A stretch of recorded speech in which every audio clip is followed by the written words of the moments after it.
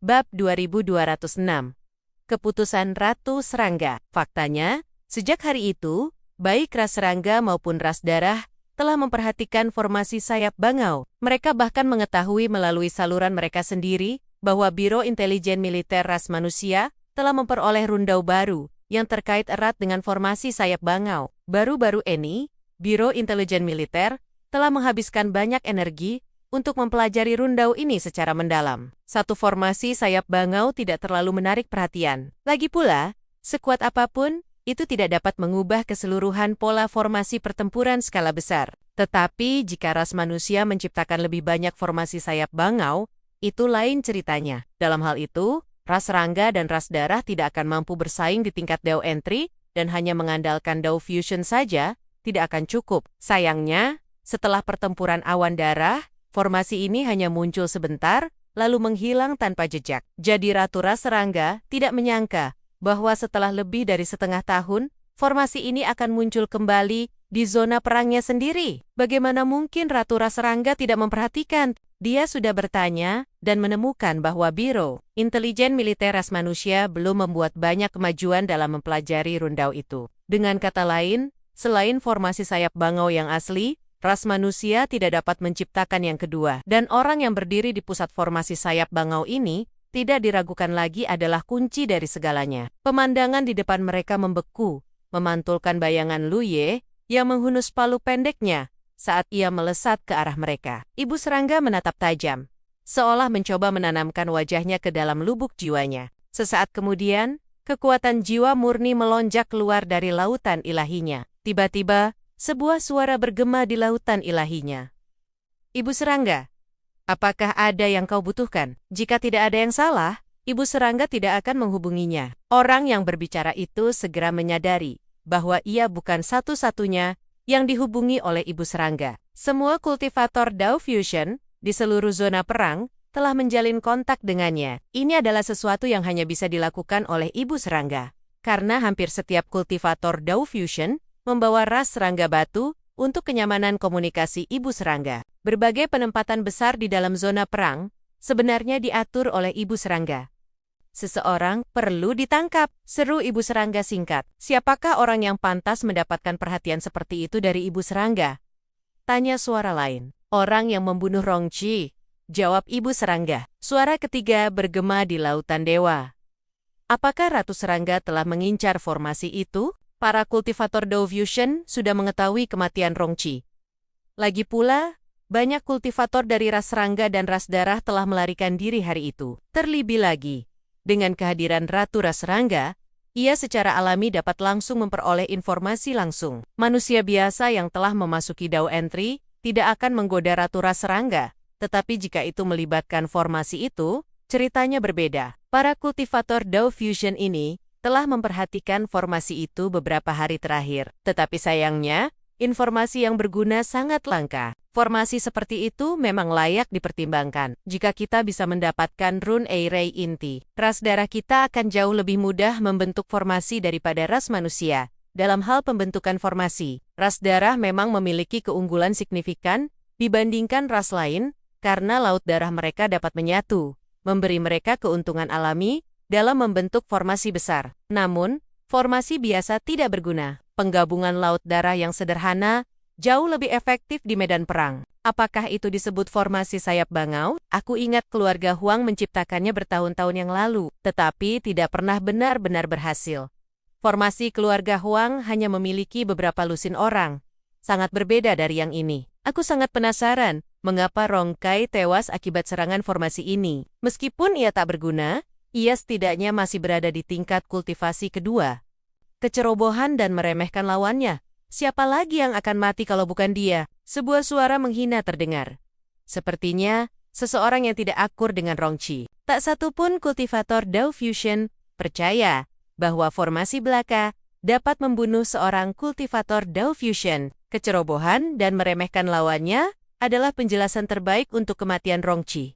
Bahkan, jika ia ceroboh dan meremehkan lawannya, kekuatan yang dapat dilepaskan formasi ini tidak bisa diremehkan. Itu di luar jangkauan mereka yang berada di tingkat Dao Entry. Seorang kultivator Dao Entry membunuh seorang kultivator Dao Fusion adalah lelucon yang mustahil. Lelucon, Pei dan dari bintang pertempuran awan darah, dibunuh oleh seorang kultivator Dao Entry. Meskipun kekuatan Pei dan lebih lemah daripada kultivator Dao Fusion, jaraknya hanya sehelai rambut. Kematian Pei dan berkaitan dengan semut, yang kini berada di tangan keluarga Yan ras manusia. Tapi menurut informasi yang kumiliki, manusia yang membunuh Pei dan seharusnya masih memiliki semut. Dan orang itu memiliki kecocokan yang sangat tinggi dengan semut. Sayang sekali kita tidak bisa mengetahui keberadaan orang itu. Entah dia bersembunyi atau menyamar. Baiklah, cukup basa-basinya. Aku memanggil kalian semua ke sini karena formasi ini. Para kultivator Dao Fusion langsung terdiam dan menunggu perintah. Setelah beberapa saat, orang pertama yang berbicara berkata, "Mereka ada di benteng Feng Tai. Bagaimana kita membawa mereka ke sini? Haruskah aku menyerang mereka secara langsung?" Ratu Serangga menggelengkan kepalanya. "Tidak. Jika kau bergerak, kultivator Dao Fusion ras manusia akan bereaksi. Kita hanya punya satu kesempatan. Jika kita memberitahu mereka, ras manusia akan waspada." Ratu Serangga berarti, "Gunakan agen tersembunyi." Setelah hening sejenak, sebuah suara terdengar lagi. "Apakah sepadan, baik aliansi ras manusia maupun ras raksasa memiliki mata-mata ras darah? Dan jumlahnya cukup banyak, tetapi mata-mata biasa tidak terlalu efektif. Untuk menangkap target hidup-hidup, mereka perlu menggunakan mata-mata Dao Fusion. Mata-mata seperti itu telah mengintai di antara ras manusia, setidaknya selama 1000 tahun. Masing-masing sangat berharga. Apakah benar-benar sepadan untuk seorang kultivator Dao Fusion biasa?" Ratu Serangga berkata, "Jika pola susunan ini benar-benar seperti yang kupikirkan, maka sepadan, karena Ratu Serangga telah membuat keputusan. Kita tentu akan bekerja sama. Bagaimana tepatnya kita akan melanjutkan rencana ini?" Ratu Serangga tersenyum tipis. Sungguh menawan, tetapi sayangnya, tidak ada yang melihatnya. Dia menjelaskan secara rinci, dan dengan cepat menyusun rencana yang rumit. Di benteng Feng Tai, Lu Ye menyimpan token penjaga aliansinya. Ziying baru saja mengirim pesan yang menginstruksikan mereka untuk menunggu di Feng Tai selama 2 hari lagi sampai orang-orang Huangquan tiba untuk memverifikasi situasi pertempuran dari pertempuran terakhir. Setelah itu mereka bisa pergi dan bergabung dengannya. Lu Ye tentu saja menerima perintah itu. Bagaimanapun, batalion sayap Bangau adalah bawahan langsung Ziying. Hanya dipindahkan sementara untuk membantu. Sekarang benteng Feng Tai telah diamankan. Mereka tentu saja tidak perlu tinggal lebih lama lagi. 2 hari berlalu dengan cepat.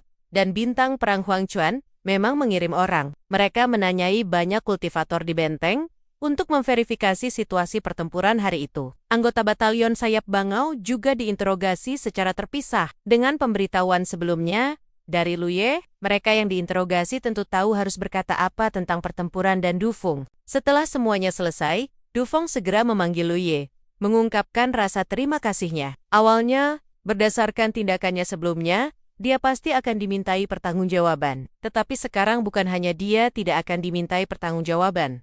Dia bahkan telah mendapatkan beberapa jasa. Batalion sayap Bangau tidak menahannya. Jadi dia tentu saja berterima kasih. "Komandan Du, karena semuanya sudah beres di sini, batalion sayap Bangau saya akan pergi." Lord Ziying mengirim kabar beberapa hari yang lalu, bahwa pertempuran di pihaknya sangat penting dan kami dibutuhkan untuk memberikan dukungan. Du Feng mengangguk. "Baiklah, saya akan mengantar Anda." Saat pergi, Du Feng menambahkan, "Komandan Lu, masih banyak hari yang akan datang. Saya, Du Feng, adalah orang yang membalas kebaikan. Mari kita lihat bagaimana keadaannya nanti." Lu Ye memahami arti di balik kata-katanya dan menangkupkan tangannya sebagai tanda perpisahan. "Selamat tinggal." Sesampainya di perkemahan kem sayap Bangau, Lu Ye berteriak, dan rombongan itu mengikutinya dari dekat, meninggalkan benteng Feng Tai dan menuju lokasi Ziying. Namun, mereka baru saja pergi ketika seberkas cahaya melesat ke arah mereka dari belakang. Sebelum orang itu tiba, sebuah suara memanggil, "Komandan Lu." Lu Ye dan yang lainnya berhenti dan menoleh. Mereka melihat Du Chuan bergegas terbang mendekat, dan setelah sampai di sana, ia menangkupkan tangannya memberi hormat. "Komandan Lu." Lu Ye bertanya dengan bingung, "Mengapa kau di sini?" Du Chuan segera menjawab, "Ras serangga dan ras darah tiba-tiba melancarkan serangan besar-besaran ke berbagai benteng. Benteng-benteng tingkat angin di dekatnya telah meminta bala bantuan. Pertempuran di benteng-benteng lain sangat sengit. Hanya benteng Feng Tai yang dapat mengirim pasukan untuk membantu. Komandan Garnisun telah memerintahkan Kem Sayap Bangau untuk kembali dan bertemu dengannya. Lu Ye mengerutkan kening. Kem Sayap Bangau kita tidak berada di bawah yurisdiksi Benteng Fengtai. Implikasinya adalah, Kem Sayap Bangau tidak berada di bawah komando Du Feng. Du Chuan tersenyum patuh. Komandan Garnisun berkata, dia pasti akan meminta bantuan Komandan Lu. Dia juga memberitahu Nona Ziying tentang masalah ini. Dan atas izinnya dia mengirim saya ke sini. Du Feng mungkin tidak berani berbohong tentang hal ini. Jadi kemungkinan besar, dia memang mengirim pesan kepada Ziying. Namun, untuk berjaga-jaga, dia tetap mengambil token penjaga aliansi dan mengirim pesan kepada Ziying untuk memverifikasi. Hasil akhirnya memang seperti yang dikatakan Du Chuan, Ziying menyuruhnya untuk tidak pergi untuk sementara waktu. Karena tekanan di pihaknya tidak terlalu besar. Komandan Garnisun Benteng Tingkat Angin, Li Qi, memiliki kultivasi tingkat ke-6 Dao Fusion. Lawannya pasti cukup kuat. Jadi jangan pernah mendekati medan perang mereka. Batalion Sayap Bangau hanya perlu menghadapi mereka yang telah memasuki Dao Entry, tambah Ziying dalam pesannya. Meskipun siapapun yang telah mencapai level Dao Fusion dapat menjadi komandan garnisun di sebuah benteng, perbedaan kekuatan antar komandan garnisun cukup signifikan. Du Feng baru berada di tingkat kedua Dao Fusion, sementara Li Qi di tingkat ke-6 Dao Fusion. Lu Ye diam-diam menghitung bahwa Li Qi pada level ke-6 Dao Fusion dapat mengendalikan setidaknya 70 kekuatan Dao. Dengan amplifikasi dari level ke-6 pola Dao, daya hancur dari 70 kekuatan Dao tersebut akan meningkat 60% lagi. Kekuatan seperti itu tak tertandingi, bahkan oleh Lu Ye sendiri. Terlebih lagi, seorang ahli sekuat Li Qi pasti sudah mulai mengembangkan senjata Dao-nya. Dengan peningkatan senjata Dao-nya, kekuatannya akan semakin besar. Setiap lawan yang mampu berhadapan dengan ahli sekuat itu, pastilah tangguh. Pertempuran antara dua ahli Dao Fusion ini memang di luar jangkauan Batalion Sayap Bangau. Setelah memastikan hal ini, Lu Ye segera memimpin Batalion Sayap Bangau kembali. Du Chuan berkata, Tuan berkata tidak perlu kembali ke Fengtai. Komandan Lu dapat memimpin pasukannya untuk menemuinya langsung. Seluruh pasukan dari benteng Fengtai telah dimobilisasi dan saat ini sedang menuju ke area tingkat angin di bawah pimpinan Du Feng. Lu Ye mengerti, memimpin Batalion Sayap Bangau untuk mengubah arah dan melaju dengan kecepatan tinggi. Setengah jam kemudian, sekelompok besar kultivator terlihat mendekat dari samping, dipimpin oleh Du Feng. Saat bercimu, Du Feng tertawa terbahak-bahak. Komandan Lu, saya sungguh-sungguh minta maaf. Situasi militer sedang mendesak, dan saya hanya bisa meminjam pasukan Anda lagi. Tidak apa-apa.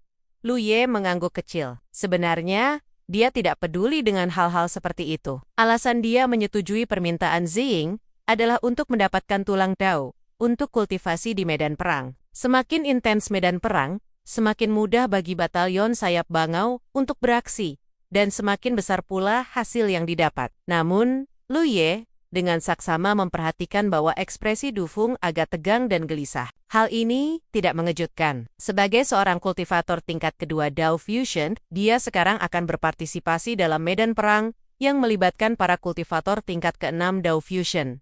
Tentu saja, dia akan merasa tidak nyaman. Lagi pula, dia orangnya agak penakut. Kalau tidak, dia tidak akan lari di menit terakhir pada pertempuran sebelumnya. Bab 2207. Kematian Du Feng. Kedua benteng, Fengtai dan Fengji, tidak berjauhan.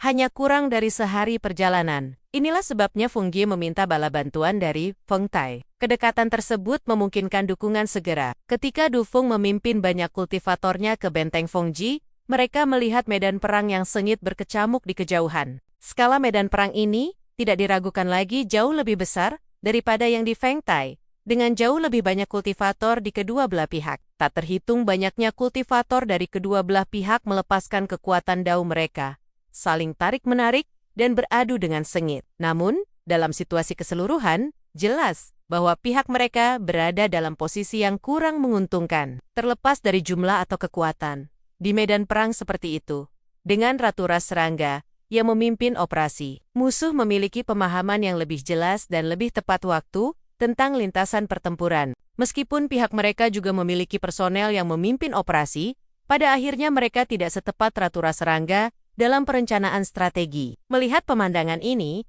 banyak kultivator yang datang bersama Du Feng untuk memberikan dukungan dipenuhi dengan semangat juang. Hanya menunggu perintah Dufeng untuk maju. Tak jauh dari Dufeng, tatapan Luye tidak tertuju pada medan perang utama yang luas, melainkan ke arah lain yang lebih genting. Di arah itu, lautan darah bergolak tanpa henti, memancarkan bentrokan energi yang intens. Bahkan dari kejauhan, kekuatan kedua ahli yang berbenturan itu dapat dirasakan dengan jelas. Itu adalah medan perang Pranah Dao Fusion. Li Qi, seorang ahli tingkat Dao Fusion Benteng Fengji, sedang berhadapan dengan ras darah. Lautan darah mengaburkan gerakan mereka, membuat pertempuran mereka tidak jelas. Mata Dufeng melirik ke sekeliling, terus mengamati medan perang. Setelah beberapa saat, ia melambaikan tangannya. "Tuan-tuan, ikuti aku untuk membunuh musuh." Kewaspadaannya dapat dimengerti. Ia baru saja lolos dari maut, khawatir musuh mungkin memiliki ahli tersembunyi yang menunggu untuk menjatuhkannya. Pengamatannya sebelumnya hanyalah untuk memastikan musuh tidak memiliki kekuatan tersembunyi. Sekarang, ia akhirnya merasa tenang. Atas perintahnya, ia menyerbu maju, diikuti oleh banyak kultivator dari benteng Fangtai. Luye memimpin 100 anggota kam sayap bangau maju, semakin dekat ke medan perang.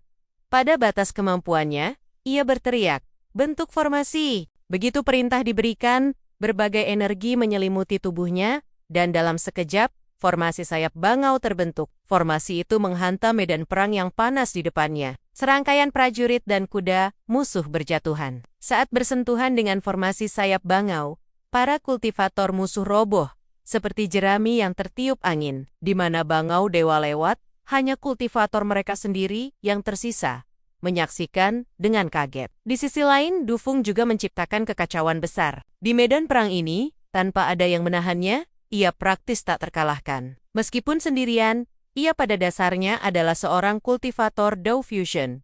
Dan dalam hal kecepatan membunuh, ia sama sekali tidak kalah dengan kam sayap bangau. Ia sengaja memilih arah yang berbeda dari kam sayap bangau. Seorang kultivator Dao Fusion dan seekor bangau dewa, bagaikan dua anak panah yang tak terkalahkan. Mengukir dua jalur lurus menembus medan perang yang kacau, memperjelas kebuntuan, banyak kultivator dari benteng Fengtai juga bergabung dalam bala bantuan. Situasi yang awalnya tidak menguntungkan dengan cepat menjadi stabil, dan musuh kemudian ditekan hebat. Pengerahan pasukan Ratu Ras Rangga yang tepat tidak lagi efektif dalam situasi ini.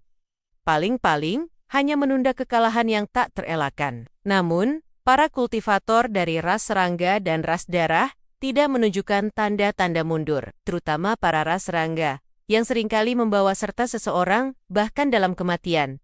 Serang, bunuh musuh, medan perang tanpa kultivator Dao Integration sangatlah sempurna bagi kam sayap bangau. Jika mereka tidak juga mengumpulkan tulang Dao sambil membunuh musuh, efisiensi mereka setidaknya akan berlipat ganda. Di bawah kepemimpinan Luye, kinerja kam sayap bangau sungguh menakjubkan. 100 kultivator Dao Entry memainkan peran di medan perang yang tak kalah pentingnya dengan Dufeng, seorang kultivator Dao Fusion. Kurang dari 1 jam setelah para kultivator dari benteng Fengtai tiba untuk bala bantuan, pihak manusia telah memperoleh keuntungan yang signifikan. Jika tidak ada hal tak terduga yang terjadi, musuh akan runtuh dalam 1 jam lagi, yang akan memicu pengejaran sengit dan tanpa henti. Saat itu, sebuah teriakan keras tiba-tiba terdengar. Suaranya tidak keras, tetapi jelas terdengar oleh semua orang di medan perang. Di tengah pertarungan hidup dan mati, hanya sedikit yang memperhatikan suara ini. Namun, Dufeng, yang sedang bertempur, tiba-tiba menjadi lebih bersemangat. Ia telah memusatkan sebagian perhatiannya pada medan perang antara dua kultivator Dao Fusion. Ia sendiri adalah seorang kultivator Dao Fusion, meskipun lebih lemah dari Li Qi. Ia tetap seorang komandan garnisun. Ketika ia tiba untuk memberikan dukungan, ia menerima pesan telepati dari Li Qi, memintanya untuk datang dan membantu. Hanya kultivator Dao Fusion yang bisa campur tangan di medan perang Dao Fusion?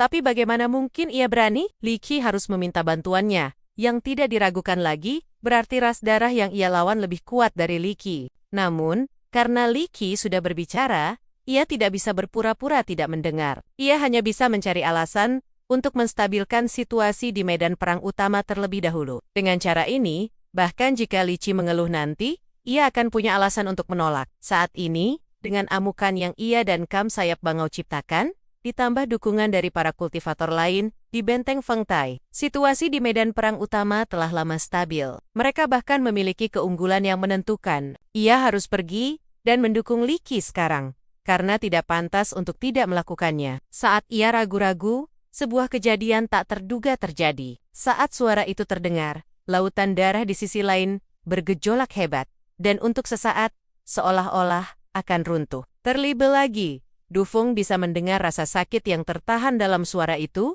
Ras darah itu terluka dan terluka parah. Kalau tidak, ia tidak akan mengganggu kedamaian lautan darahnya. Li Qi sekuat itu. Du Feng tersenggang. Beberapa saat yang lalu, Li Qi meminta bantuannya. Bagaimana mungkin ia tiba-tiba meledak dengan kekuatan seperti ini? Tanpa berpikir panjang, Du Feng langsung berteriak, "Rekan Toys Li Qi, aku di sini untuk membantumu." Ini tidak diragukan lagi, adalah kesempatan terbaik untuk menebus dosanya. Ia bahkan berteriak keras agar yang lain bisa mendengarnya. Begitu selesai berbicara, ia melesat menuju lautan darah yang bergejolak, menerjang ke dalamnya. Ia tahu kekuatannya jauh lebih rendah daripada keduanya yang bertarung di lautan darah. Tetapi dengan Li Qi, yang memimpin serangan dan lawannya terluka parah, ia hanya perlu membantu dari pinggir lapangan. Tidak banyak bahaya yang mengintai. Dengan kedatangan Du Feng, gejolak lautan darah semakin intensif. Ras darah itu tampak berada di bawah tekanan yang luar biasa.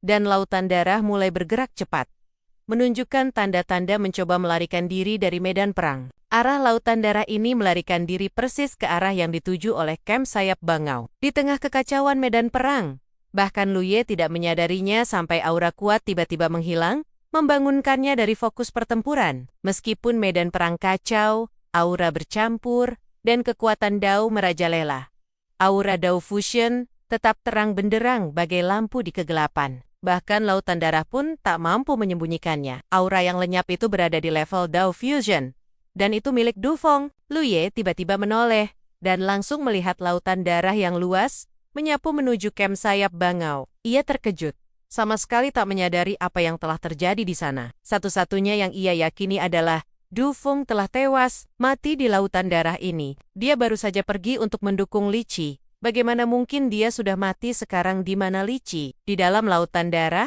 dua aura kuat masih terpancar. Jelas berasal dari ranah Dao Fusion, pihak yang berseberangan. Ini berarti Li Qi masih hidup, tetapi Du Feng yang pergi untuk mendukungnya sudah mati. Lu Ye tidak memiliki niat baik terhadap Du Feng. Dia hanya membantunya agar tidak menyinggung seorang kultivator Dao Fusion, terutama yang berasal dari keluarga yang kuat. Meskipun keluarga Du bukan salah satu dari 4 keluarga teratas, fondasi mereka masih sangat kuat. Namun, pada dasarnya dia manusia, dan hari ini dia meninggal di sini. Tanpa berpikir panjang, Lu Ye segera memimpin kamp sayap bangau untuk mundur dengan cepat. Namun, lautan darah tampaknya telah menargetkan kamp sayap bangau, mengejar mereka tanpa henti. Perbedaan kekuatan mereka sangat besar, dan jarak mereka dengan cepat menyempit. Lu Ye secara naluriah merasakan ada yang tidak beres. Jika Li Qi masih hidup, tidak ada alasan bagi kultivator Dao Fusion ras darah ini untuk bertindak sembrono. Apa yang dia lakukan? Sekalipun ia bukan tandingannya, setidaknya ia bisa menahan musuh. Mereka baru saja bertarung sengit beberapa saat sebelumnya. Dalam sekejap, kamp sayap bangau berubah arah beberapa kali, tetapi mereka tak mampu melepaskan diri dari kejaran lautan darah. Lu Ye bahkan merasakan indera ilahi yang kuat menguncinya. Indera ilahi itu sedang mengejarnya. Kulit kepala Lu Ye terasa geli, dan ia samar-samar menyadari sesuatu. Ekspresinya menjadi sangat serius. "Wang Sun!" teriaknya tajam. "Hadir!" Wang Sun segera menjawab.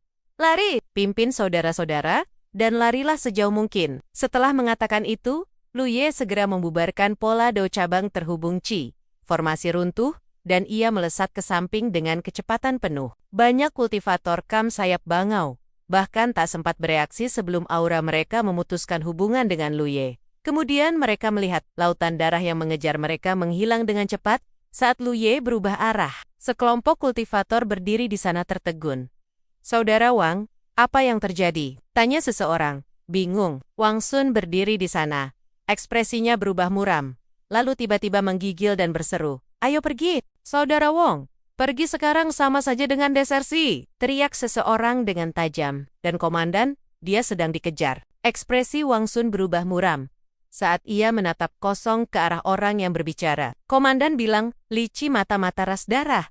Dia sudah diawasi. Lu Ye baru saja berbicara kepadanya, sekaligus menyampaikan deduksinya yang gila, yang membuat Wang Sun terkejut bukan main. Apa? Mustahil. Li Qi, komandan garnisun. Mata-mata, bukan rahasia lagi, bahwa ras manusia memiliki mata-mata ras darah. Hal seperti itu telah dilaporkan sebelumnya, lebih dari sekali. Ini karena ras darah memiliki metode untuk menaklukkan budak darah. Tetapi ras manusia tidak dapat sepenuhnya mencegahnya, karena mata-mata ras darah terlalu tersembunyi, kecuali mereka mengekspos diri mereka sendiri. Ras manusia tidak memiliki cara untuk mengetahui siapa budak ras darah itu. Namun, mata-mata di tingkat Dao Fusion masih langka, terutama karena Li Qi adalah seorang kultivator Dao Fusion tingkat ke-6. Meskipun mereka tidak percaya sepenuhnya, orang-orang yang hadir bukanlah orang bodoh. Keributan aneh di lautan darah memang mencurigakan. Li Qi pasti ada di dalam, dan masih hidup, tetapi lautan darah itu jelas tak terkendali. Ini gawat, wajah seseorang memucat. Jika Li Qi memang mata-mata, maka tak terhitung banyaknya orang yang akan mati dalam pertempuran ini. Tidak ada waktu untuk komunikasi lebih lanjut. Ketika formasi sayap bangau runtuh, semua orang masih berada di barisan musuh. Sebelumnya mereka tak terkalahkan, tetapi sekarang setelah formasi itu menghilang, musuh dengan cepat mengepung mereka. Ikuti aku. Wang Sun menggertakkan gigi dan berteriak, mengumpulkan semua orang untuk menyerang ke satu arah. Jika tebakan komandan benar, jika mereka ingin bertahan hidup hari ini, mereka harus berjuang keluar dari barisan musuh. Bab 2208. Ditangkap. Saat ini, Lu Ye sudah keluar dari area efek medan perang utama, tetapi ekspresinya semakin muram. Lautan darah di belakangnya semakin mendekat, dengan kecepatan yang mengerikan. Bahkan dengan teknik pelarian darahnya yang aktif, ia tidak bisa melarikan diri. Perbedaan tingkat kultivasi mereka terlalu besar. Ia tidak bisa menandingi kecepatan para ahli Dao Fusion itu. Ia hanya curiga bahwa Li Qi adalah mata-mata. Tetapi sekarang hampir pasti, ia dengan tajam merasakan aura Li Qi masih di dalam lautan darah. Namun Li Qi tidak bergerak untuk menahan musuh. Kematian Du Feng sungguh tidak adil. Ia nyaris lolos dari kematian beberapa hari yang lalu, dan mungkin tidak pernah membayangkan akan mati di sini hari ini.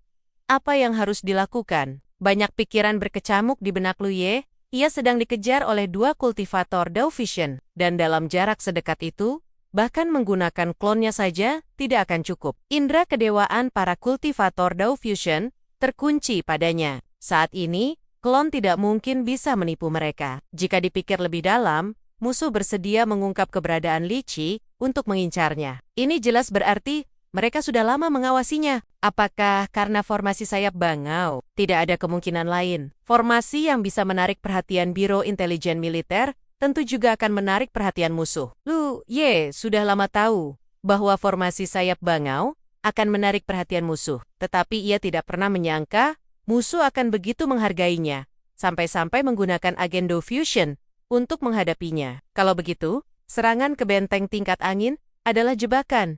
Jebakan yang dirancang khusus untuk memancingnya masuk. Bukan pencurian itu sendiri yang mengkhawatirkan, melainkan ambisi si pencuri. Tidak ada cara untuk mencegahnya. Jika bukan hari ini, maka besok. Jika bukan benteng tingkat angin, maka benteng tingkat api.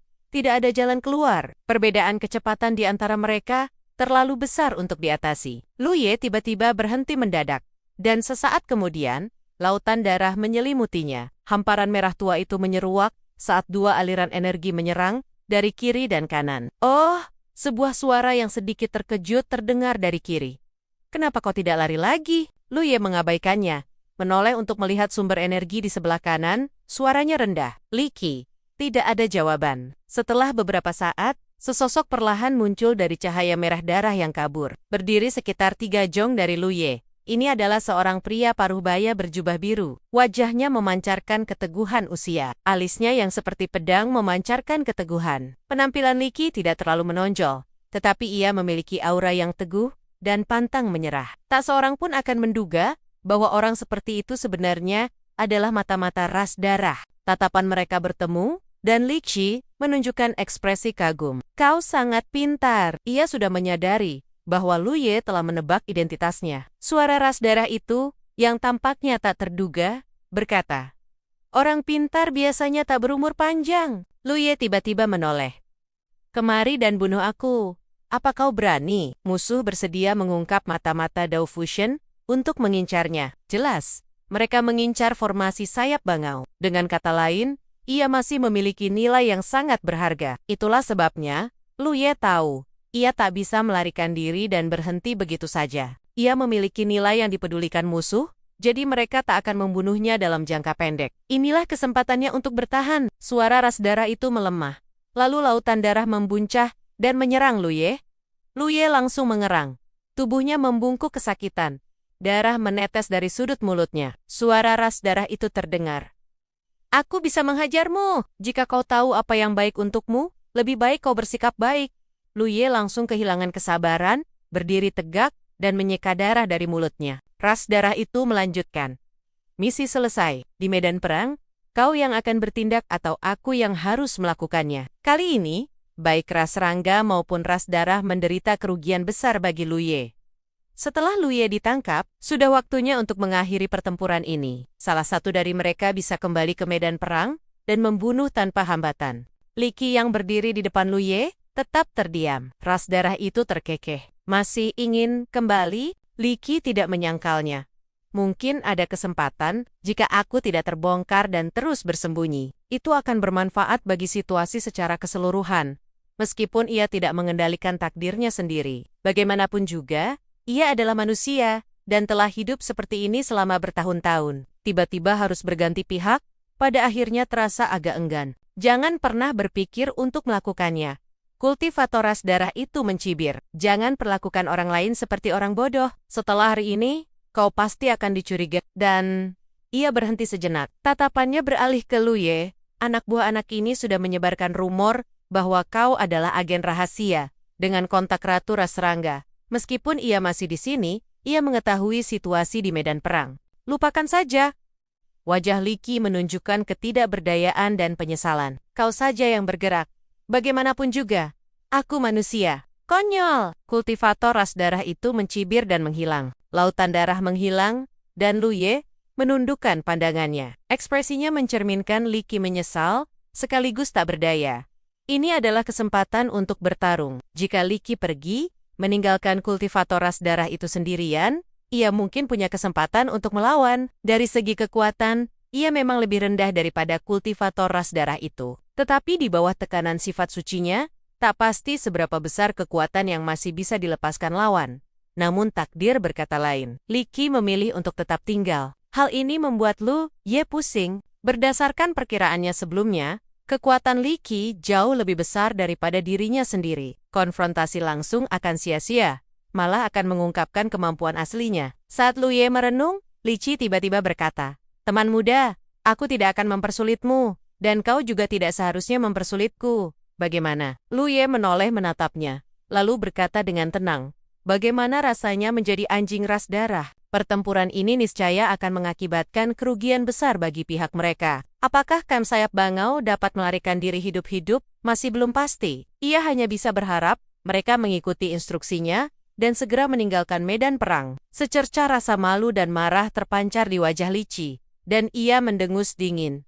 Apa yang kau tahu? Jika ia tidak ceroboh saat itu dan menjadi mata-mata, bagaimana mungkin ia melakukan apa yang ia lakukan hari ini? Di masa mudanya, bukankah ia, Li Qi, pernah memiliki hati yang murni, yang ingin membasmi semua iblis dan monster di dunia ini? Namun hidup penuh dengan kekecewaan. Terlalu malas untuk berbasa-basi lagi dengan Lu Ye, ia mengulurkan tangannya dan berkata, "Serahkan semua yang kau miliki, yang dapat berkomunikasi dengan dunia luar, dan juga cincin penyimpananmu." Lu Ye terdiam sejenak, mempertimbangkan apakah akan melancarkan serangan diam-diam. Dalam jarak sedekat itu, jika Li Qi ceroboh, ia mungkin memiliki peluang untuk berhasil. Dengan ledakan kekuatannya saat ini, di level 93, ia mungkin bisa membunuhnya seketika. Namun, setelah berpikir sejenak, Lu Ye mengurungkan niatnya. Perbedaan kekuatannya sangat signifikan, dan risikonya terlalu besar. Ia mengeluarkan token penjaga aliansi dan token elang, lalu membuangnya bersama cincin penyimpanannya. Tidak banyak barang bagus di dalam cincin penyimpanan. Lu Ye biasanya menyimpan barang-barangnya di alam bunga kecil, jadi kehilangannya bukanlah masalah besar. Li Qi mengambilnya, mengamati Lu Ye dengan indera ilahinya, untuk memastikan tidak ada yang hilang. Lalu ia meremasnya dengan kuat, menghancurkan kedua token itu berkeping-keping, memutus kemampuan Lu Ye untuk terhubung dengan dunia luar. Ia memberi isyarat, "Ikut aku."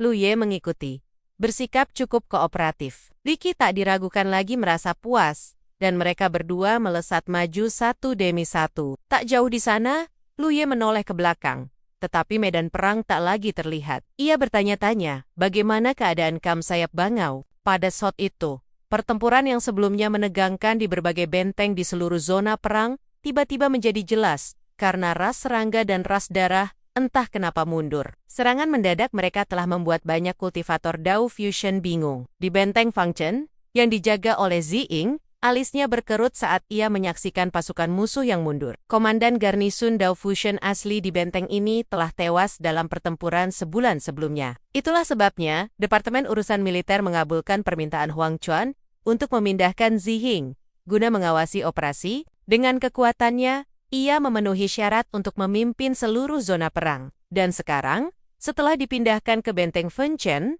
ia tentu saja mempertahankannya dengan kokoh. Dalam pertempuran hari ini, kultivator Dao Fusion musuh benar-benar kewalahan olehnya. Jika bukan karena musuh adalah anggota ras darah, ia mungkin sudah membunuhnya. Sayangnya, meskipun anggota ras darah lebih lemah darinya, kemampuan bertahan hidupnya sangat tinggi, sehingga menghalangi keberhasilannya. Sorak-sorai bergemuruh dari benteng. Banyak yang telah mendengar reputasi Ziying dan dipenuhi kekaguman saat menyaksikan pertunjukan kekuatannya. Namun, Ziying tidak terlalu bersemangat. Ia samar-samar merasa ada yang tidak beres dengan pertempuran ini. Setelah mengeluarkan token garnisunnya dan menyelidiki, ekspresinya berubah drastis. Seseorang telah menghubunginya sebelumnya.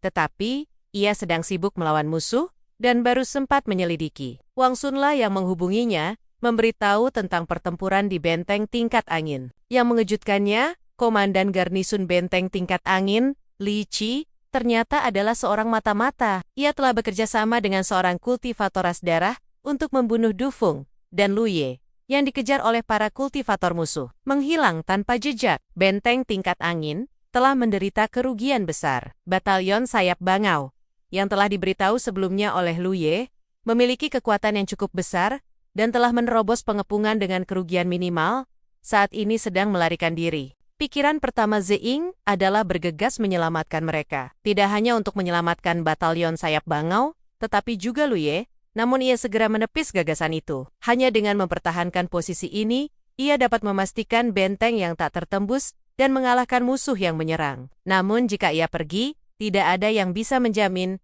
bahwa pasukan musuh yang mundur tidak akan kembali. Jika itu terjadi, bukan hanya benteng tingkat angin akan jatuh, tetapi ia sendiri juga tidak akan mampu mempertahankannya. Dan seluruh zona perang mata air kuning pasti akan jatuh ke dalam kerugian besar. Ia mencoba menghubungi Lu Ye, tetapi tidak dapat menghubunginya sama sekali. Ia tahu bahwa jika Lu Ye benar-benar ditangkap, musuh pasti tidak akan memberinya kesempatan untuk menghubungi dunia luar. Rasa kesepian menyelimutinya. Ia tidak pernah menyangka bahwa orang yang ia sayangi akan binasa seperti ini. Ia bahkan tidak dapat menentukan nasib Lu Ye. Setelah menenangkan diri, ia menghubungi Wang Sun, dan dengan hati-hati menanyakan situasinya. Ziying tiba-tiba menyadari bahwa formasi Sayap Bangau pasti telah menarik perhatian musuh. Itulah sebabnya, kultivator Dao Fusion ras darah mengincar Lu Ye.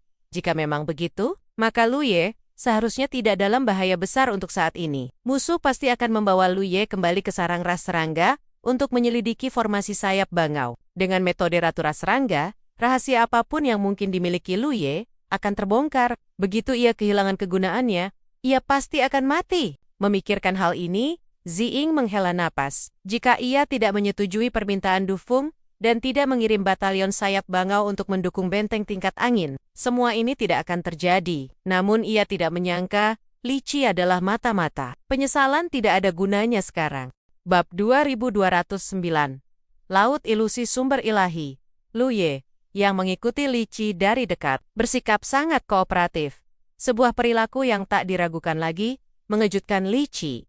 Ia belum pernah melihat orang seperti Lu Ye sebelumnya. Temperamen seperti itu sungguh langka. Sayang sekali, ia mungkin tak akan hidup lama di dunia ini. Begitu Ratu Ras Serangga mengungkap rahasia pola susunan Sayap Bangau, ia akan kehilangan kegunaannya. Kemudian ia hanya akan memiliki dua jalan di hadapannya, tunduk atau mati. Meskipun mereka baru saja bertemu, Li Qi dapat merasakan bahwa Lu Ye adalah tipe orang yang lebih baik mati daripada menyerah. Jadi hanya ada satu takdir yang menantinya. Kurang dari sehari perjalanan, sebuah bintang besar muncul di depan pandangan mereka. Li Qi tiba-tiba berbicara dengan nada mengejek yang samar. Mau bergerak? Kalau begitu, cepatlah, atau kau takkan punya kesempatan lagi. Sepanjang jalan, ia telah merasakan kegelisahan Lu Ye lebih dari sekali. Yang paling mengejutkannya, kegelisahan Lu Ye bukan sekadar keinginan untuk melarikan diri, melainkan niat membunuh terhadapnya. Seorang kultivator Dao Entry yang menyimpan niat membunuh terhadap seseorang di tahap Dao Fusion seperti dirinya, sungguh berani. Ia bahkan sengaja menunjukkan beberapa kekurangannya, tetapi sayangnya, Lu Ye tidak benar-benar bergerak. Itu sarang ras serangga. Lu Ye seolah tidak mendengarnya, hanya menatap bintang coklat di depan. Li Qi berkata, "Benar, Ratu Ras Serangga memintaku untuk membawamu ke sini." Ratu Ras Serangga. Lu Ye berhenti sejenak. Berapa tingkat kultivasinya? Li Qi menatapnya dengan penuh minat. Bahkan pada titik ini, ia masih peduli dengan tingkat kultivasi Ratu Ras Serangga. Apakah anak ini benar-benar tidak tahu arti kematian? Ia tidak berniat menjawab pertanyaan itu. Dengan gelombang kekuatan, ia menyelimuti Lu Ye dan menyerbu ke depan. Setelah itu, ia berpikir sejenak dan menambahkan, "Jika kau ingin hidup, jangan sembunyikan apapun dari Ratu Ras Serangga. Kau seharusnya tahu mengapa kami menangkapmu." Lu Ye mengabaikan peringatan itu. Bintang coklat itu sangat luas, tetapi tampaknya tidak banyak kultivator di sekitarnya. Seluruh bintang tampak sunyi dan mati. Melihat ke bawah, bintang raksasa ini tampak seperti sarang lebah, dengan lubang-lubang gelap tak berdasar yang tak terhitung jumlahnya, dengan berbagai ukuran di tanahnya. Li Qi kemudian membawa Lu Ye ke dalam lubang besar, semakin dalam menembus ke inti bintang. Setelah waktu yang tak diketahui, riak biru samar tiba-tiba menyebar dari bawah, seperti lapisan air yang tenang. Tubuh Li Qi tiba-tiba menegang. Ia segera mengaktifkan kekuatannya untuk melindungi diri. Ia berhenti dan berbalik menatap Lu Ye, hanya untuk melihat bahwa anak laki-laki itu, yang sedari tadi penasaran melihat sekeliling, kini tampak kosong tanpa ekspresi. "Li Qi menyapa Ratu Ras Serangga!" Teriak Li Qi keras dari tempatnya. Sebuah suara malas dan lembut terdengar. "Itu saja untukmu. Pergilah." "Baik," jawab Li Qi, lalu melesat pergi. Menoleh ke belakang. Mata Lu Ye tak bernyawa. Tubuhnya seolah diangkat oleh tangan tak terlihat. Perlahan jatuh ke bawah. Riak biru samar menyebar berlapis-lapis, seperti gelombang laut yang tenang, menyerbu dari segala arah ke arah Lu Ye. Laut ilusi sumber ilahi. Li Qi diam-diam merasa khawatir. Ia menyadari bahwa ia telah meremehkan pentingnya pola susunan sayap bangau yang menarik perhatian ibu serangga. Ia berasumsi bahwa setelah membawa Lu Ye ke sini, ibu serangga akan secara pribadi menanyainya untuk mengungkap misteri susunan tersebut. Namun, ibu serangga jelas tidak berniat menanyainya. Sebaliknya, ia langsung melepaskan laut ilusi sumber ilahi, berniat untuk mengungkap rahasia susunan tersebut sepenuhnya tanpa bicara. Memang, dengan penguasaan ibu serangga atas jalur jiwa ilahi, ia dapat dengan mudah menggunakan teknik pencarian jiwa, tetapi itu tidak akan aman. Teknik pencarian jiwa sangat merusak jiwa penerimanya, dan informasi yang dikumpulkan tidak lengkap. Laut ilusi sumber ilahi, di sisi lain, berbeda. Setelah dilepaskan, bahkan seorang kultivator Dao Entry pun tidak akan berdaya untuk melawan. Mau tidak mau akan menjadi sepenuhnya patuh kepada ibu serangga. Rahasia apa yang tidak dapat ia ungkap? Bagi ibu serangga, seorang kultivator Dao Fusion menggunakan teknik rahasia seperti itu pada seorang kultivator Dao Entry, tentu saja merupakan pemborosan bakat. Namun, jika menyangkut pola susunan sayap bangau, hal itu terasa cukup masuk akal. Kasihan anak itu. Li Qi melirik Lu Ye sekali lagi, yang melayang turun, lalu segera melarikan diri dengan cepat. Meskipun Ratu Ras Serangga belum menggunakan kekuatan penuhnya dalam teknik laut ilusi, ia tak ingin terjerumus ke dalamnya. Bahkan seseorang seperti dirinya, seorang kultivator Dao Fusion, sangat waspada terhadap teknik ilusi ini. Serangkaian suara dentuman menggema di pegunungan dan hutan yang sunyi. Lu Ye tiba-tiba berhenti bergerak, sejenak bingung. Siapakah aku? Apa yang kulakukan di tempat ini? Kegelisahan samar muncul di hatinya. Seolah-olah ia telah melupakan sesuatu yang sangat penting. Ia merasa benar-benar terisolasi, rasa ketidaknyataan muncul dalam dirinya. Melihat kapak di tangannya, ia tiba-tiba menyadari, benar, ia perlu menebang kayu bakar untuk ditukar dengan beras. Mereka kelaparan, dan Xiao Dai sedang menunggunya di rumah. Jauh di lubuk hatinya, sebuah pikiran melintas. Siapakah Xiao Dai? Segera setelah itu, sebuah suara bergema di hatinya. Xiao Dai adalah istriku, wanita terbaik di dunia yang tidak mempermasalahkan kemiskinannya dan tidak pernah meninggalkannya. Tubuhnya yang sudah kelelahan, tiba-tiba melonjak dengan kekuatan tak terbatas. Ia mengangkat kapak tinggi-tinggi. Keringat bercucuran di wajahnya saat ia menebang. Menjelang senja, Lu Ye membawa seikat kayu bakar yang berat, menyusuri jalan setapak gunung. Di kaki gunung terbentang sebuah desa kecil dengan hanya sekitar selusin rumah tangga. Gumpalan asap mengepul dari cerobong asap, dan beberapa anak bermain dan bersenda gurau di pintu masuk desa. Melewati pintu masuk desa dan berjalan 100 langkah lebih jauh, sesosok tubuh tinggi berdiri di depan sebuah gubuk beratap jerami kasar, menatap dari baliknya. Ia tidak memakai riasan wajah. Wajahnya polos, rambut hitamnya diikat ke belakang dengan sebuah jepit rambut kayu, namun kecantikannya tetap tak terbantahkan. Pakaiannya yang compang-camping tak mampu menyembunyikan sosoknya yang memikat. Dan di bawah cahaya senja, matanya bersinar bagai bintang. Secercah kekhawatiran dan kecemasan masih terbayang di wajahnya. Tetapi begitu melihat sosok yang membawa kayu bakar, senyumnya langsung berseri-seri. Ia bergegas menyambutnya. Xiao Dai, aku pulang, panggil Lu Ye. Kepada wanita itu, perasaan hangat membuncah di dalam dirinya. Namun sensasi aneh juga menggelitiknya. Mengapa kau begitu terlambat hari ini, suamiku? Xiao Di datang untuk mengambil seikat kayu bakar dari Lu Ye. Tetapi Lu Ye menolak. Jadi ia mengambil pisau pemotong kayu berkarat itu. Cuacanya bagus hari ini, jadi aku memotong sedikit lebih lama, jawab Lu Ye sambil berjalan pergi. Jangan terlambat lagi. Bibi Liu dan yang lainnya bilang ada harimau besar di gunung yang memakan manusia. Itu mengerikan. Kau mendengarkan omong kosong Bibi Liu dan yang lainnya lagi. Xiao Di tersenyum. Wajahnya yang biasanya menawan, kini menunjukkan sedikit rasa malu. Bibi Liu dan yang lainnya sangat baik. Mereka bahkan mengajakku menggali sayuran liar hari ini. Dan aku membuat bubur sayur. Senang sekali. Lu Ye tersenyum. Perutnya keroncongan lapar. Sesampainya di rumah, setelah mencuci tangan, Xiao Di membawakannya semangkuk bubur sayur. Meletakkannya di hadapan Lu Ye, ia menyalakan lilin kecil. Duduk di hadapannya, menopang dagunya dengan tangan, dan menatapnya. Matanya yang jernih, memantulkan seluruh dunia di sekitarnya. Bagaimana dengan milikmu? Lu Ye mengambil mangkuknya untuk makan, tetapi tiba-tiba teringat sesuatu dan bertanya, aku sudah makan sebelum suamiku kembali, kata Xiao Di sambil tersenyum. Lu Ye menghela napas, berdiri, mengambil mangkuk lain, membagi bubur sayur menjadi 2 porsi, dan mendorongnya ke arah Xiao Dai. Makanlah bersama, aku tidak bisa makan sebanyak ini. Tidak perlu, suamiku bekerja keras sepanjang hari. Dia harus makan lebih banyak agar kuat. Xiao Dai menuangkan bubur kembali ke mangkuknya. Lagi pula, aku benar-benar memakannya. Kau bisa menciumnya jika kau tidak percaya.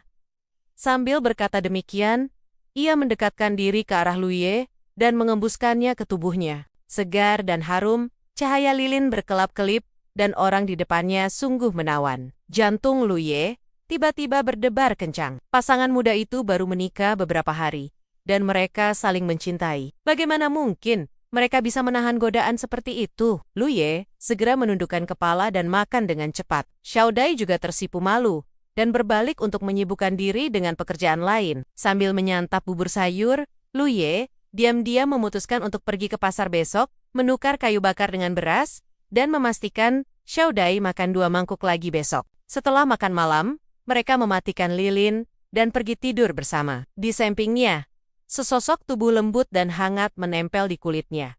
Lu Ye merasakan jantungnya berdebar kencang. Xiao Dai berguling, tangan mungilnya menyentuh pinggangnya, pipinya menempel erat di pipinya.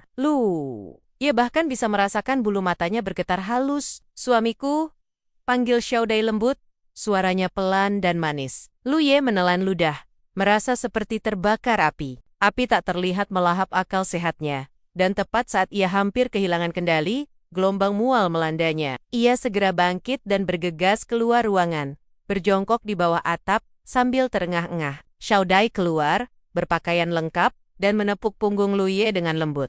Wajahnya pucat pasi. Suamiku, ada apa? Apa aku salah memetik sayuran liar, dan perutmu sakit? Lu Ye masih terengah-engah. Melambaikan tangan padanya, tak mampu berkata-kata. Suara cepat dan tergesa-gesa, tiba-tiba terdengar dari pintu masuk desa. Muntah tak terkendali. Lu Ye buru-buru mendongak. Di bawah sinar bulan, selusin penunggang kuda, bagaikan hantu, menyerbu desa kecil itu. Mereka mengangkat obor tinggi-tinggi. Di bawah cahaya api dan bulan, wajah setiap penunggang kuda tampak ganas dan menakutkan. Obor-obor dilempar, dan gubuk-gubuk beratap jerami segera terbakar. Teriakan dan jeritan terdengar saat penduduk desa melarikan diri dengan kacau. Para penunggang kuda hantu itu tertawa, menghunus senjata tajam, dan menebas kerumunan yang kacau. Darah berceceran di mana-mana. Bandit gunung, wajah Lu Ye memucat ketakutan. Ia berbalik dan meraih tangan Xiao Dai, mencoba melarikan diri. Suara gemuruh terdengar, dan bayangan gelap menjulang di atas kepala mereka, menghalangi jalan mereka seperti gunung yang tak terlampaui. Hati Lu Ye mencelos jatuh. Di atas kuda hitam di depan, seorang bandit bermata satu, menghunus parang besar, melirik Lu Ye. Kemudian, ia melihat Xiao Dai. Matanya berkilat takjub dan nafsu. Ia menggeram. Nona muda yang cantik, kau akan dimanjakan hari ini. Hahaha, suamiku, teriak Xiao Dai. Ketakutan luar biasa bersembunyi di belakang Lu Ye. Lu Ye juga panik, tetapi entah bagaimana, ia tidak benar-benar takut. Ia berbalik dan melihat parang di sampingnya, menggertakkan gigi, menerjang ke depan, meraihnya, dan meraung sambil menyerang bandit bermata satu itu.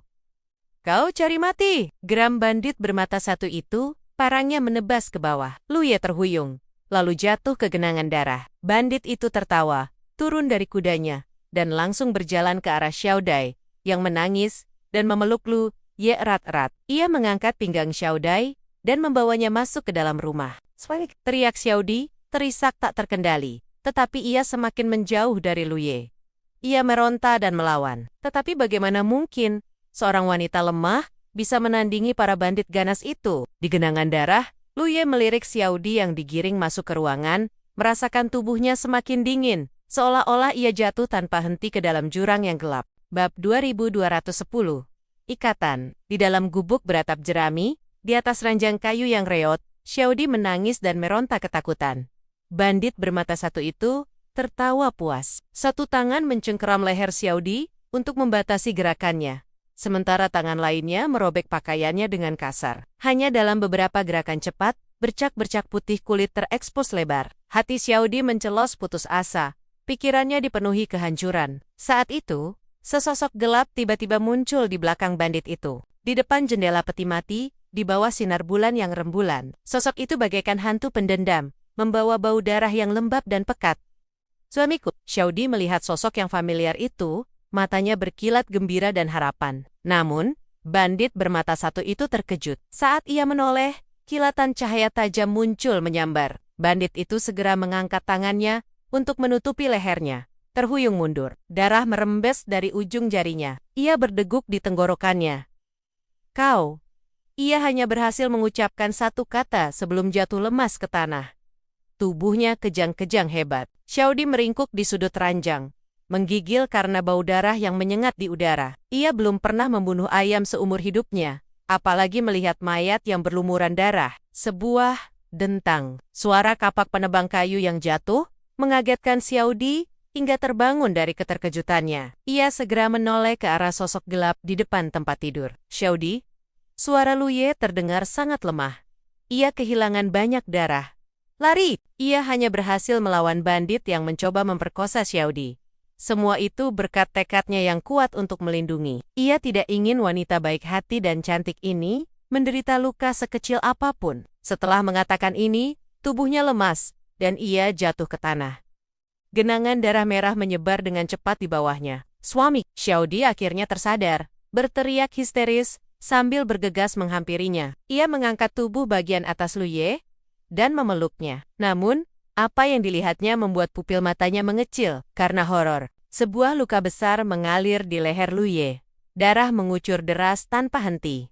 Luka seperti itu tak tertolong lagi. Suamiku, jangan mati! Xiao Di merasakan jantungnya hancur berkeping-keping. Rasa sakitnya luar biasa menusuk jiwa. Lari!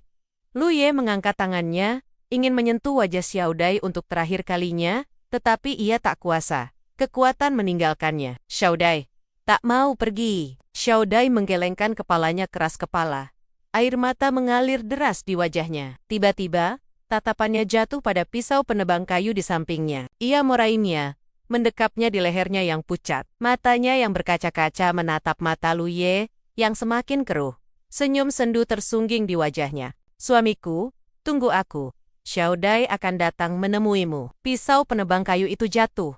Darah berceceran. Xiao Dai memeluk Lu Ye. Seluruh tubuhnya menempel erat padanya. Kedua tubuh itu perlahan mendingin dalam pelukan. Hampir di saat yang sama, napas Xiao Dai menghilang. Segala sesuatu di sekitar mereka membeku. Lalu hancur berkeping-keping menjadi debu. Namun, ikatan tak kasat mata perlahan tumbuh dan menguat di antara mereka. Hidup dan mati, cinta dan kasih sayang, adalah hal termudah untuk menjalin ikatan jiwa. Ketika ikatan tak kasat mata ini mencapai tingkat tertentu, pihak yang lebih kuat dapat mengambil apapun yang mereka inginkan dari pihak yang lebih lemah. Pada saat itu, belum lagi misteri pola susunan sayap bangau belaka. Semua rahasia Lu Ye dari masa kecil hingga dewasa akan terungkap jelas kepada Ratu Ras Serangga. Inilah kengerian sejati dari laut, ilusi sumber ilahi. Metode semacam itu bahkan lebih kuat daripada tanda budak darah milik para ras darah. Para ras darah dapat menggunakan tanda budak darah untuk menanam mata-mata di antara manusia. Para ras serangga dapat mencapai tujuan yang sama menggunakan laut ilusi sumber ilahi milik Ratu Ras Serangga. Namun, hanya sedikit Ratu Ras Serangga yang akan melakukan ini, karena hal itu juga akan berdampak pada mereka. Penggunaan laut ilusi sumber ilahi menciptakan ilusi yang sangat realistis. Sekalipun yang memasuki laut ilusi bukanlah jiwa utuh, melainkan jiwa yang terfragmentasi. Setelah menyatu kembali, perasaan yang dialami jiwa yang terfragmentasi dalam ilusi akan tetap menyentuh tubuh aslinya. Ini karena upaya jiwa yang terfragmentasi dalam ilusi adalah tulus dan tanpa kepalsuan. Hanya dengan cara inilah, ilusi tersebut dapat menjadi nyata. Saat ilusi lama hancur, ilusi baru pun muncul secara bersamaan. Bagi Ratu Ras Serangga, bahkan sekadar memisahkan sebagian pikirannya untuk menciptakan ilusi yang akan menyebabkan seorang kultivator jatuh ke dalam kebejatan adalah hal yang sangat sederhana. Justru karena begitu sederhananya, ia memilih metode ini untuk menyelidiki misteri formasi sayap bangau. Ia tidak terlalu tertarik pada Lu Ye sendiri. Seorang kultivator biasa, betapapun mengesankannya penampilan mereka, mustahil menarik perhatiannya. Di sekte berkabut, ketika Lu Ye membuka matanya, sosok yang samar-samar familiar muncul dalam penglihatannya. Adik muda, sosok itu mendekat.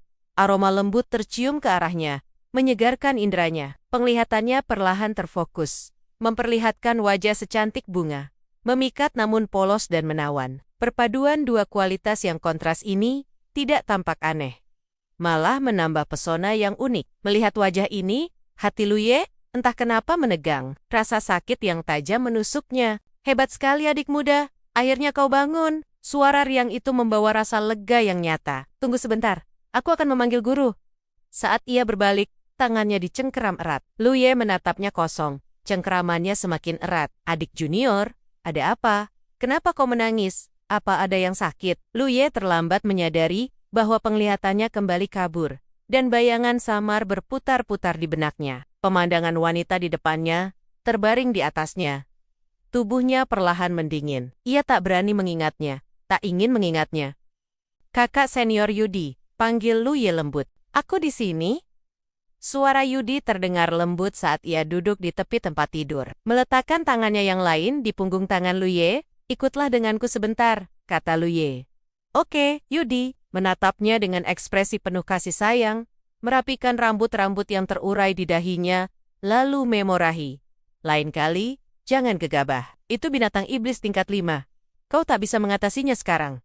Aku tahu, jawab Lu Ye. Cedera ini tidak serius, dan Lu Ye pulih hampir sepenuhnya hanya setelah setengah bulan masa pemulihan. Sekte Misti adalah sekte kecil, dengan hanya sekitar selusin anggota dari atas ke bawah. Yu Dai adalah murid tertua dan terkuat di generasinya. Ia lembut, baik hati, dan sangat peduli terhadap adik-adiknya. Ditambah dengan kecantikannya yang luar biasa, ia secara alami menarik perhatian rekan-rekan muridnya, yang diam-diam bersaing untuk memenangkan hatinya. Lu Ye adalah salah satunya. Ia berniat pergi ke pegunungan untuk mengumpulkan beberapa ramuan obat untuk Yudai.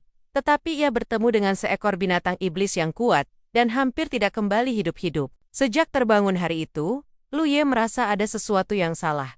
Tetapi ia tidak dapat menjelaskannya dengan tepat. Beberapa kali di tengah malam, ia bermimpi sosok yang familiar itu berbaring di atasnya. Perlahan-lahan menjadi dingin, yang menghantuinya. Sementara rekan-rekan muridnya melanjutkan kompetisi mereka. Berharap suatu hari dapat memenangkan hati si cantik, Lu Ye tetap tidak terlibat. Kengerian mimpinya membuatnya takut, namun ia tidak tahu apa yang ia takutkan. Hari-hari berlalu dalam ilusi itu. Pada hari ini, Lu Ye pergi ke pegunungan untuk berlatih, tetapi menghadapi krisis lain. Meskipun bertarung dengan sengit, ia masih belum mampu menandingi binatang iblis itu. Tepat ketika ia hampir putus asa, sesosok cantik menyerang dari samping untuk membantunya. Sosok itu adalah Yudai.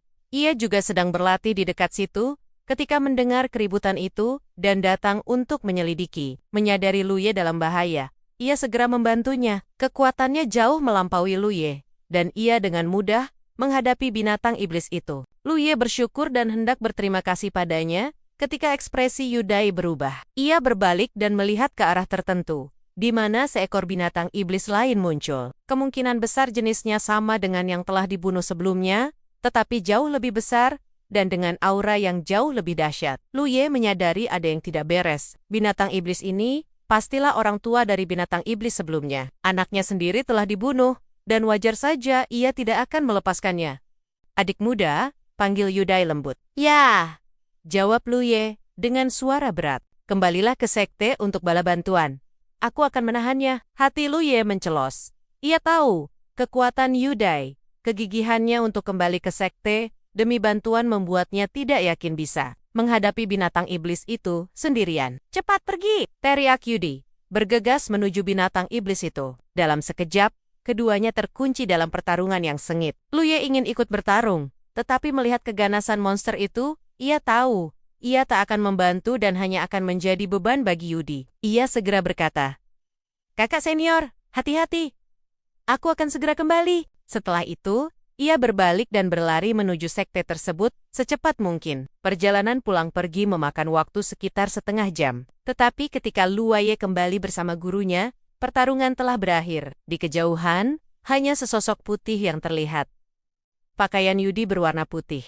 Namun, saat ini, darah di pakaian putih itu sangat menyilaukan. Ia tak percaya apa yang dilihatnya. Melangkah maju, ia hanya melihat mayat Yudi yang tercabik-cabik. Bayangan Yudi terbaring di atasnya. Tubuhnya perlahan mendingin, melintas di benaknya, menyatu dengan pemandangan di hadapannya. Hati Lu Ye sakit tak tertahankan. Yudi sudah mati. Sejak saat itu, rekan-rekan muridnya tak pernah lagi menatap Lu Ye dengan ramah. "Kenapa kau kabur? Kenapa kau tidak bertarung bersama kakak senior Yudi? Kalau kau tidak kabur, kakak senior tidak akan mati. Yang seharusnya mati adalah kau." Setelah kematian Yudi, hubungan para murid pun renggang. Beberapa tahun kemudian, guru mereka wafat, dan sekte berkabut pun lenyap dalam semalam. Para murid berpisah, hanya menyisakan Lu Ye yang menjaga gerbang gunung yang sepi. Dalam keadaan linglung, ia tak tahu sudah berapa tahun berlalu. Pemuda yang penuh semangat itu perlahan berubah menjadi tua. Hingga suatu hari, ia terhuyung-huyung menuju sebuah makam yang sepi, duduk perlahan, dan memandangi nisan itu. Nama Yudi menusuk hatinya. Pikirannya yang linglung akhirnya sedikit jernih. Matanya berkaca-kaca, tubuhnya yang bungkuk bersandar di atas makam yang sepi itu. Hatinya dipenuhi penyesalan yang mendalam. Seandainya ia tidak pergi hari itu, melainkan berjuang bersama kakak senior Yudi, ia pasti tidak akan mati. Yang seharusnya mati memang dirinya. Angin sepoi-sepoi bertiup, pegunungan dan ladang terasa gersang, dan sosoknya yang bungkuk tak pernah berdiri lagi. Di tengah gejolak emosi yang hebat, ikatan tak kasat mata di antara mereka semakin erat. "Istriku, tunggu dulu, aku pergi." Di depan rumah kayu, Lu Ye menatap wanita di hadapannya dengan enggan. Mata Xiaodai memerah. "Suamiku, lanjutkan perjalananmu. Perjalananmu panjang. Hati-hati, aku pasti akan menjemputmu setelah lulus ujian kekaisaran." Lu Ye mengeratkan genggamannya pada tas di punggungnya, menatap Xiaodai sekali lagi, berbalik, dan berjalan pergi. Bahkan setelah berjalan jauh, ketika ia menoleh ke belakang. Sosok yang familiar itu masih berdiri di depan pintu, menatap ke kejauhan, seolah menenangkannya. Wanita itu melambaikan tangan dan tersenyum.